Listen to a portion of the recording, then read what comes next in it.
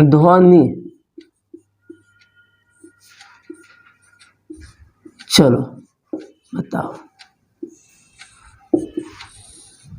ध्वनि किसे कहते हैं, बताओ ध्वनि किसे कहते हैं। सबसे पहला प्रश्न यही हो जाएगा। तो साधारण भाषा में इसको हम बोलेंगे साउंड के बारे में।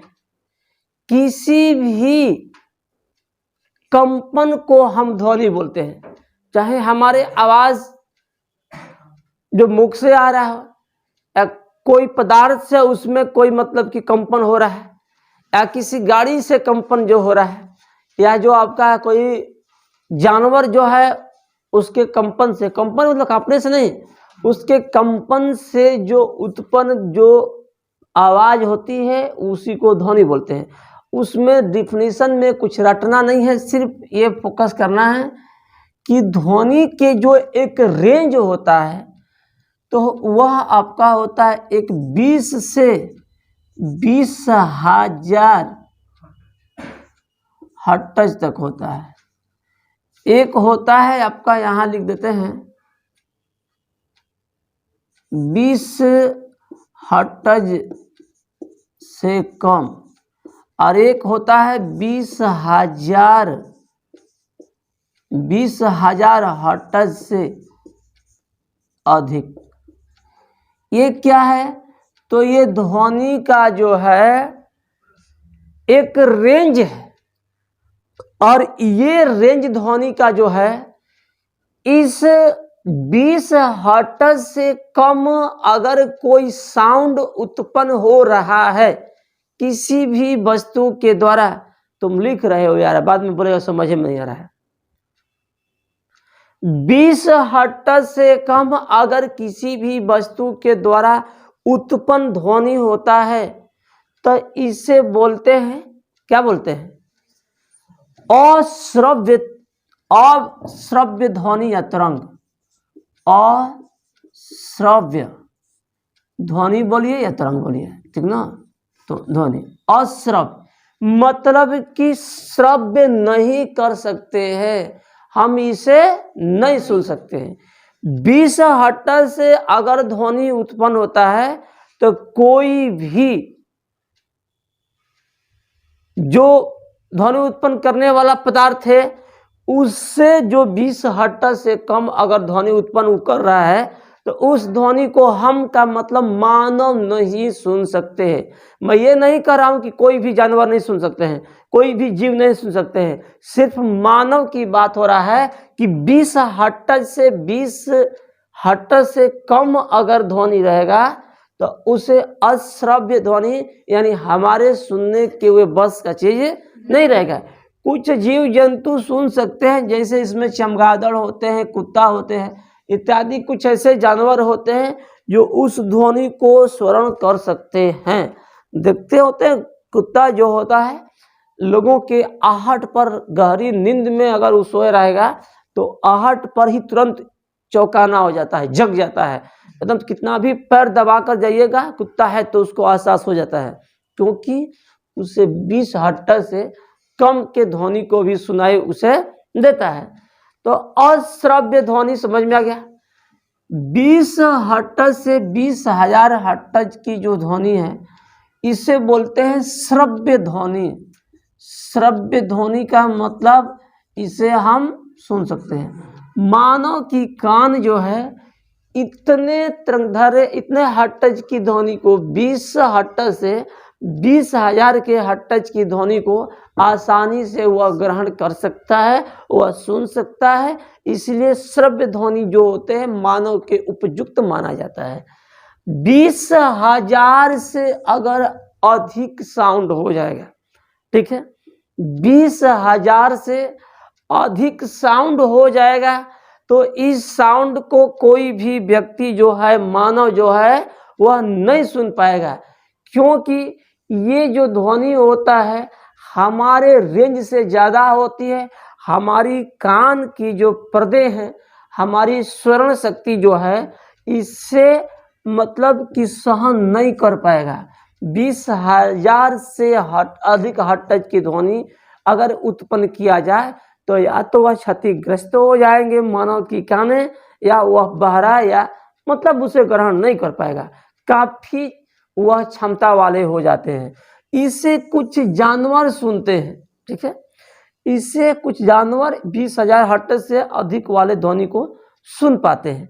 ये एक रेंज हुआ ध्वनि का। तो इसमें आपका चैप्टर में, इसमें आपका क्वेश्चन में ये रेंज दे देता है कि 20,000 से 20 हर्ट्ज तक ध्वनि को, ठीक है ना। कभी कभी आपका क्वेश्चन दे देगा कि मानव इस ध्वनि को सुन सकता है, ऑप्शन ए में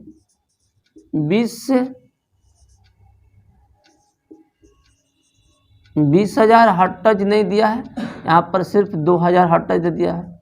मानव उस ध्वनि को सुन सकते हैं 20 हर्ट्ज से 20 हर्ट्ज तक, सी दे दिया है हर्ट्ज से अधिक, और डी दे दिया है नन ऑफ दिस। क्वेश्चन मेरा है इनमें से कौन सी ध्वनि को हम सुन पाएंगे, बताओ जी, इनमें से कौन सी ध्वनि को हम सुन पाएंगे। ऑप्शन दे दिए हैं, ये हर्ट्ज यहाँ लिखे हैं, समझिए हर्ट्ज है, ठीक है, ये सब है, 4 ऑप्शन है जो है सामने आपके है। देखो इसमें सेटर क्या करता है, लड़के खोजने लगते हैं 20,000 कहाँ है, कुछ किया नहीं है, एक जीरो बेचारा 2 जीरो हटाकर यहाँ के कर दिया। के का मतलब क्या हो जाएगा, के जेड का अर्थ हो जाएगा, या इसको किलो में कर दिया, और आप जानते हो 1 किलो में 1,000, इसलिए 20 जगह पर क्या हो जाएगा 20,000, इसलिए आंसर इसका 20 हर्ट्ज से 20,000 के जेड कर दिया। सेटर कुछ करता नहीं है, बस देखता रहता है कि आप सिर्फ वन लाइनर रट लिए हो कि कुछ कंसेप्ट क्लियर भी आपके दिमाग में वहां करा रहे हैं, तो इसमें आपका आंसर बी हो जाएगा। अब देख, तो ये आपको जो ध्वनि का रेंज बता रहे। अब देखो हमारी जो कान है, कोई भी ध्वनि को प्रतिध्वनि कहलाता है। प्रतिध्वनि का अर्थ क्या हुआ,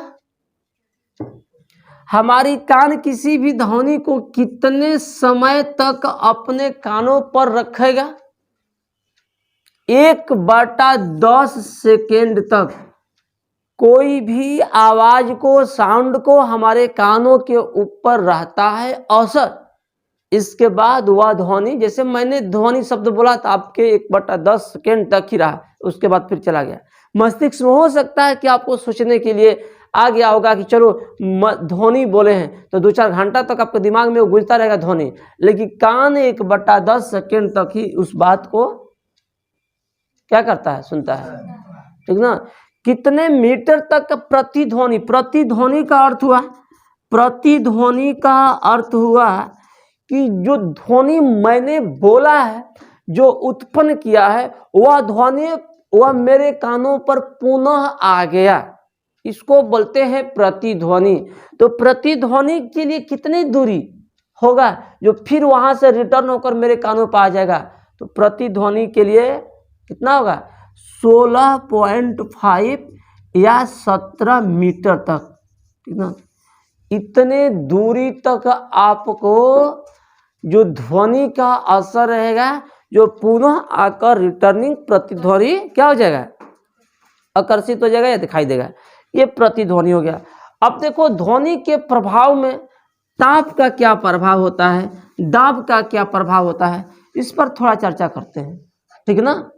तो ध्वनि पर दाब का प्रभाव, ध्वनि पर ताप का प्रभाव। ध्वनि के ताप के प्रभाव पर मैं चर्चा करूं, ताप पर प्रभाव, ताप पर प्रभाव, ठीक है।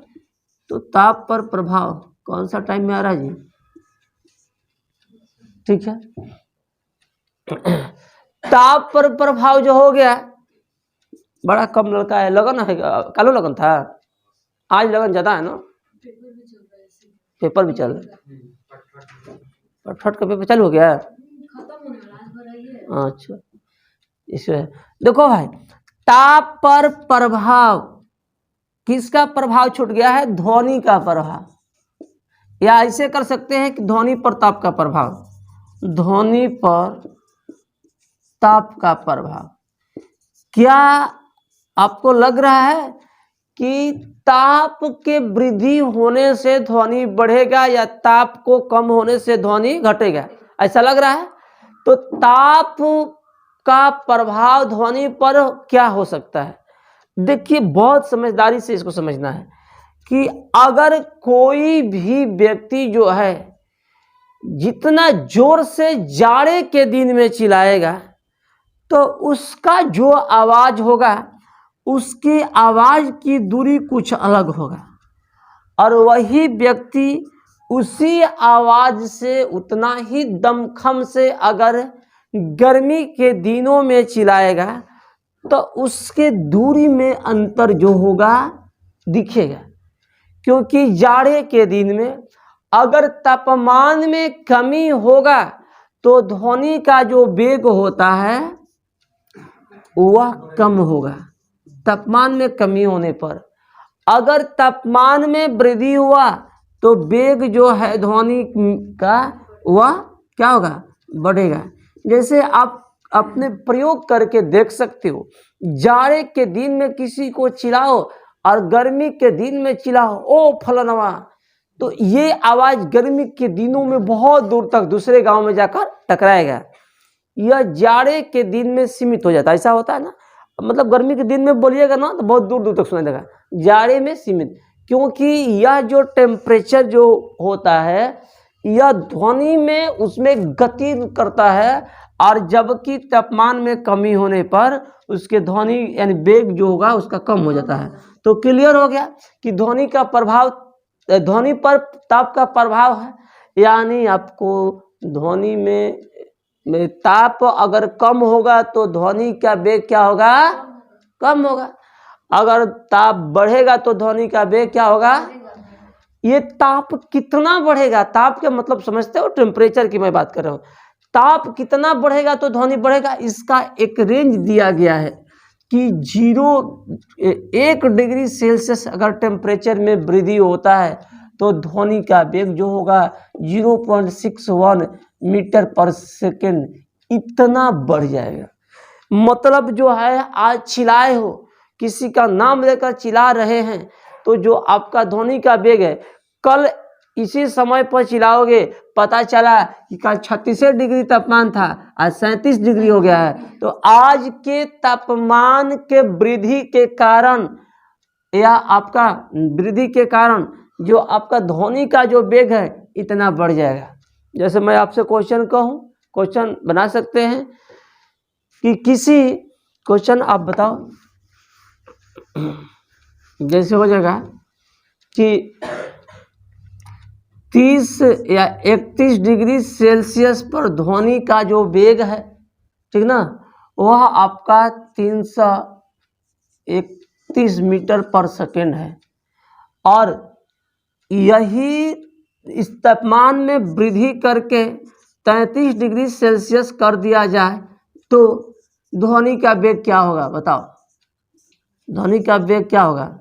ध्वनि का वेग क्या होगा बताइए।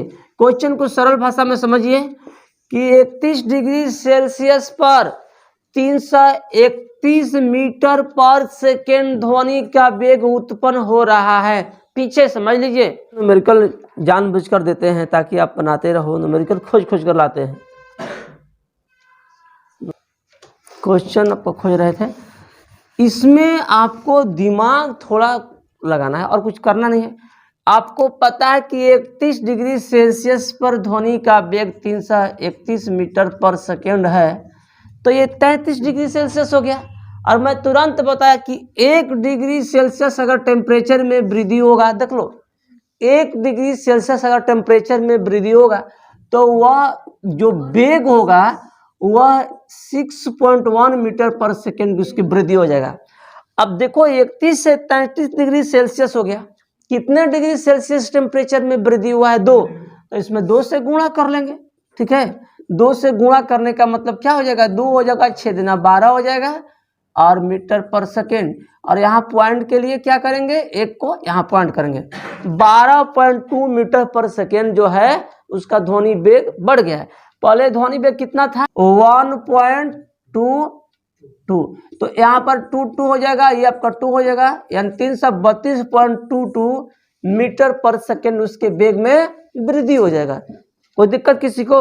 चलो, इसका जो संबंध होता है टेम्परेचर का, उस समानुपाती होगा कि व्युत्क्रमानुपाती? बताओ। समानुपाती, क्योंकि वेगवा बढ़ेगा तो ये जो टाइमवा है क्या होगा? बढ़ेगा।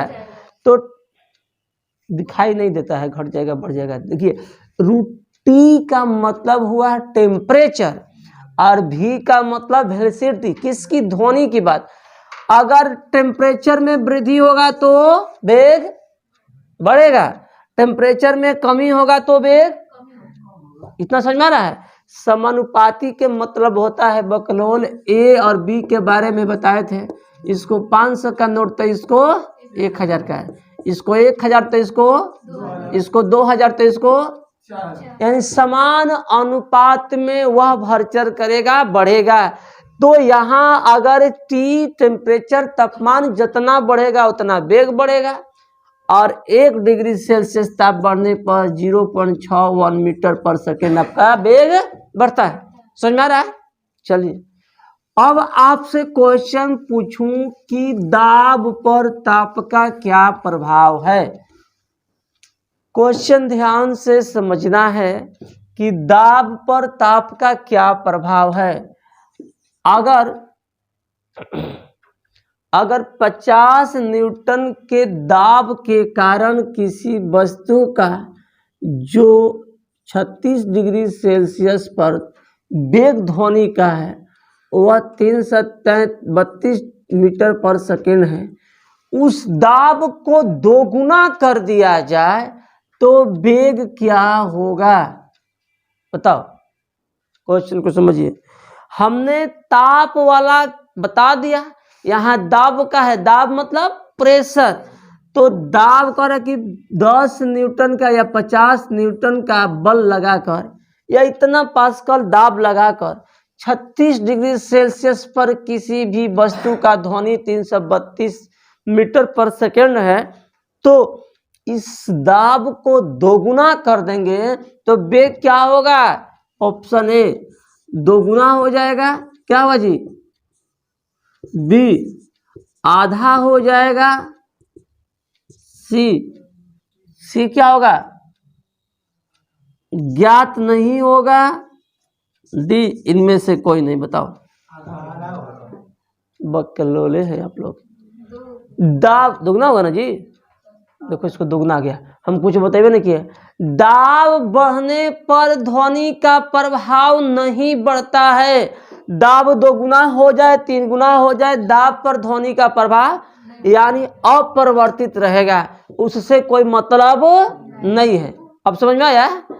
जो प्रेशर होगा, प्रेशर में वृद्धि होने पर ध्वनि के वेग में कोई परिवर्तन नहीं होता है, सिर्फ और सिर्फ टेम्परेचर पर निर्भर करता है। तापमान बढ़ेगा तो वेग बढ़ेगा, तापमान घटेगा तो वेग। तो लोग कतनो समझाएंगे तो लोग को समझ में नहीं आएगा, उल्टा सीधा सब। इससे ये क्या हो सकता है जी? इसमें आपको कंफ्यूजन होने के सवाल कहाँ है? हम जब बोल दिए कि भी समानुपाती T होता है, तो अब भगवान तो कुछ दिए है दिमाग ना जी कि तापमान बढ़ेगा तो वेग बढ़ेगा, तापमान घटेगा तो। अब बोले कि उसी में कंफ्यूजन हो जा रहा है। तो ये जो कंफ्यूजन हो रहा है, तो अभी से ये क्या हो सकता है? दाब पर कोई भी दाब पर आपका दाब पर ध्वनि का वेग का प्रभाव नहीं रहता है, या वेग पर दाब का कोई प्रभाव नहीं रहता है। दोनों बात वही हुआ। कितना भी अगर दबाव डाल दिया जाए तो उसका जो है, मान लो कमरे में कोई व्यक्ति जो है, ठीक ना, वो जोर जोर से चिल्ला रहा है, 100 डेसिबल उसकी आवाज हो जा रही है, तो कमरा छोटा कर दिया जाए, प्रेशर कर दिया जाए, तो उसका ध्वनि का वेग थोड़ा ही कम होगा, वो तो उतना ही जोर से चिल्लाएगा। ठीक है, चलो ये हो गया। एक होता है पिच। पिच के मतलब बोलते हैं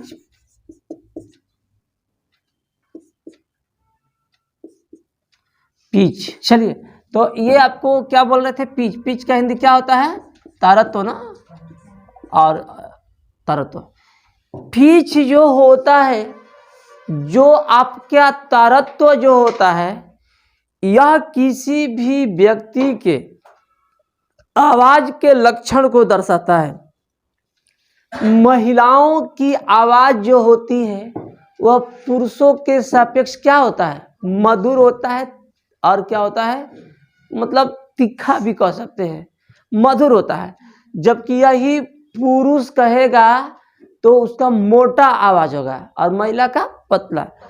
कारण यही है, क्वेश्चन पूछेगा कि किस कारण से महिलाओं का आवाज पतला होता है जबकि पुरुषों का, उसके तारत्व पर निर्भर करता है। ये तारत्व होता क्या है, तारत्व का मतलब ये हुआ कि उस महिला की जो साउंड की जो गति है वह उसके तरंग के ऊपर निर्भर करता है।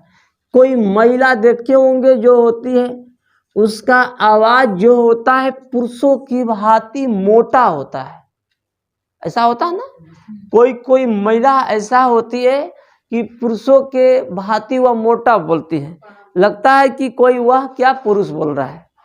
ऐसा सुने होंगे कभी, ऐसा महिला बोलेगी लगे पुरुष बोल रहा है। और कभी ऐसे लड़कों का आवाज सुने होंगे जैसे लगेगा कि एकदम लड़की ही बोल रही है। एगो तो कौन तो बिहार का एगो व्यक्ति था, वो महिला के तरह वो गीत गा रहा था शादी आदि में, एकदम हाँ एकदम देखे एक जगह फेसबुक पर ऐसा। तो ये महिला के तरह पुरुष होकर आवाज करना या महिला होकर मोटे या लड़की होकर मोटे आवाज करना लड़कों के तरह, ये डिपेंड करता है पिच पर। पिच मतलब तारत्व पर। तारत्व उसकी तीक्ष्णता को दर्शाता है कि साउंड जो है वह किसी भी व्यक्ति को जो डेसिबल के आधार पर जो स्वरण करते हैं, चाहे कोई जीव हो, उसके ऊपर ये तारत्व क्या होता है, दिखाता है, तारत्व पर निर्भर होता है। तो आराम से समझ गए कि मोटे और पतले आवाज के कारण पीछे कौन छिपा है, तारत्व।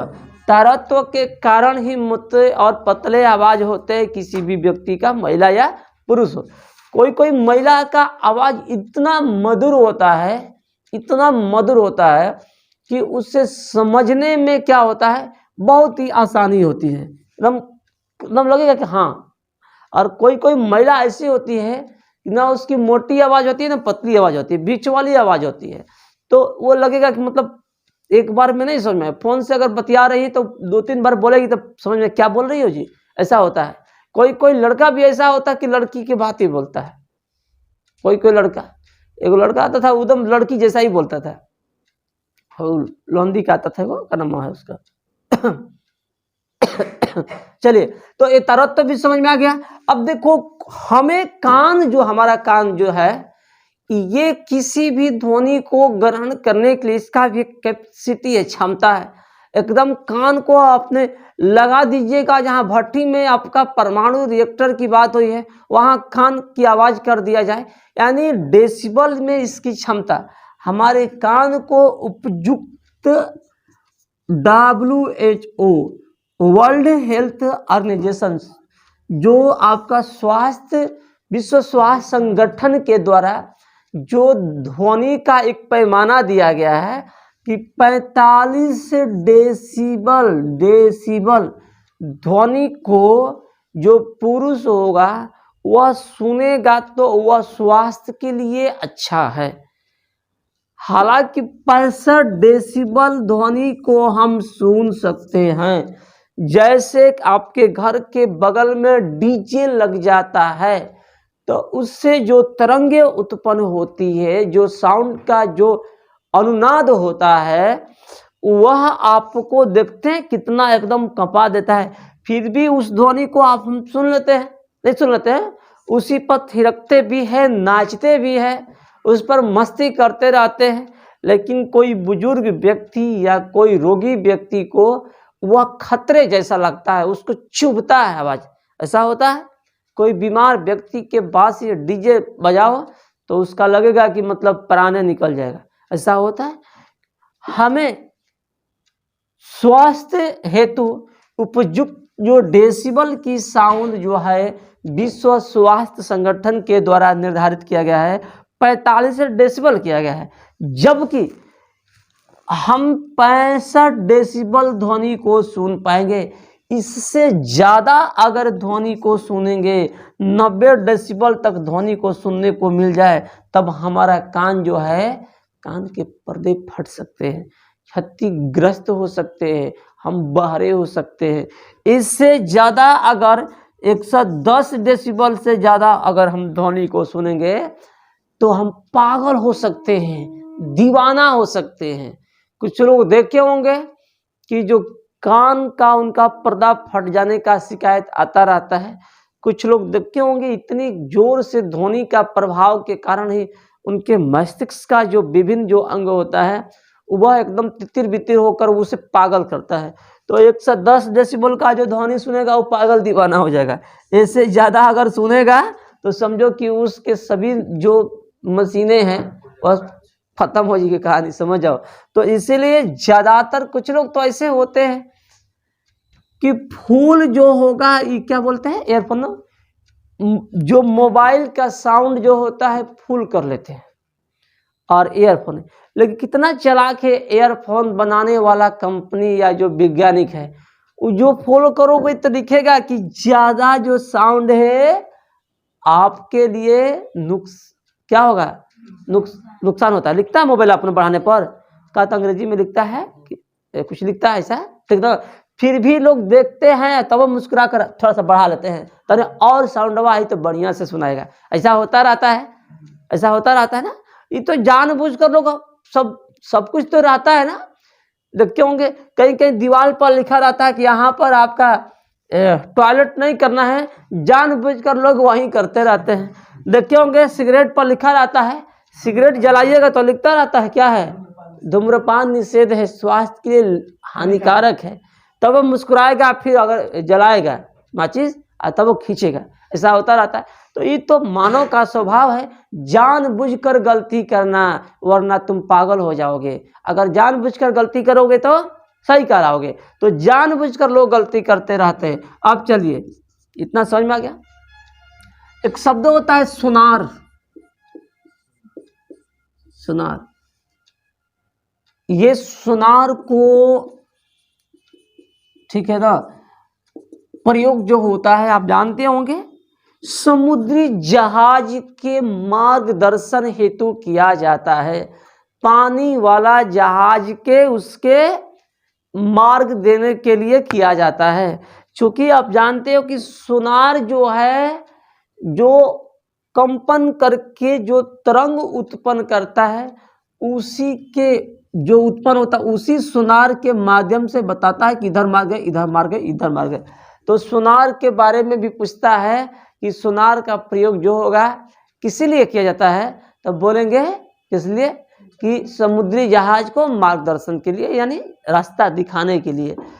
अब एक नाम सुने हैं आप, डॉपलर प्रभाव, सुना है नाम? डॉपलर प्रभाव क्या हो रहा है? डॉपलर प्रभाव।